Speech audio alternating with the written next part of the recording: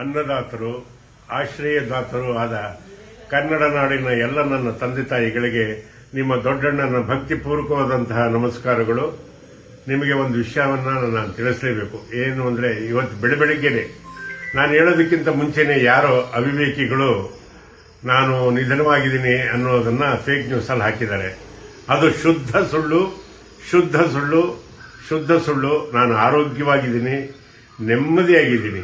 ಹಾಗಾಗಿ ಈ ವಿಷಯನ ತಮಗೆಲ್ಲ ತಿಳಿಸಬೇಕು. ನನಗೆ ಬೆಳಗ್ಗೆಯಿಂದ ಮಖ ತೊಳ್ಕೊಳ್ಳೋದಕ್ಕೂ ಬಿಡ್ತಾ ಇಲ್ಲ. ಎಲ್ಲ ನನ್ನ ಪ್ರೀತಿ ಪಾತ್ರರು, ನನ್ನ ಅಭಿಮಾನಿಗಳು, ನನ್ನ ಬಂಧು ಬಳಗದವರು, ನನ್ನ ಮಕ್ಕಳು ಮೊಮ್ಮಕ್ಕಳು ಎಲ್ಲ ಫೋನ್ ಮಾಡ್ತಾ ಇದ್ರು.